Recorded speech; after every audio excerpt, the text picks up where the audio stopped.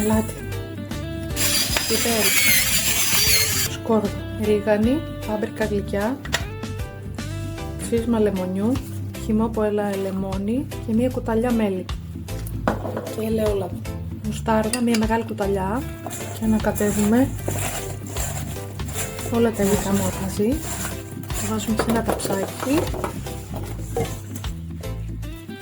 Βάζουμε στη χωνίτσα γύρω στα 400 γραμμάρια νερό. Οι πατάτες είναι γύρω στα 1,5 κιλό. Σκεπάζουμε.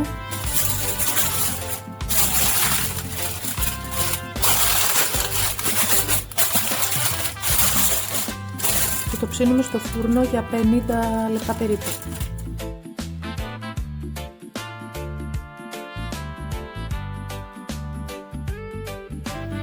1 κιλό κιμά,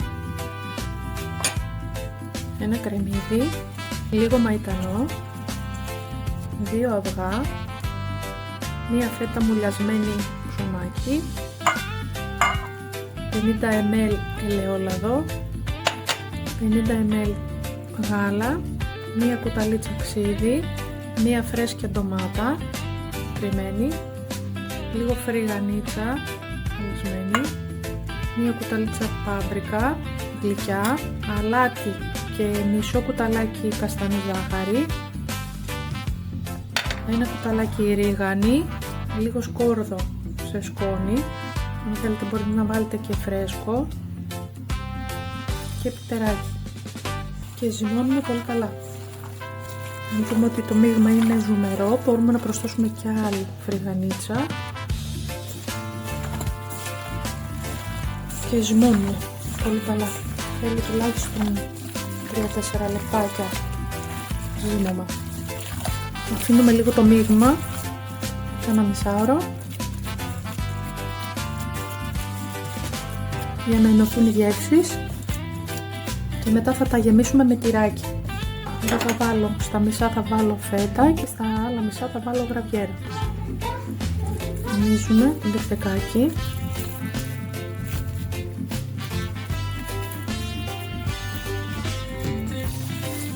Και θα τα βάλουμε πάνω από τις πατατούλες που θα βγάλουμε τώρα για να τα ψήσουμε ξανά.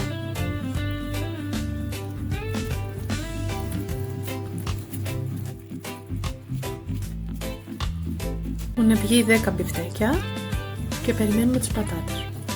Και τώρα θα βάλουμε τα μπιφτέκια πάνω από τις πατάτες και θα ξαναβάλουμε το φαγητό να ψηθεί για άλλα 40 λεπτά περίπου.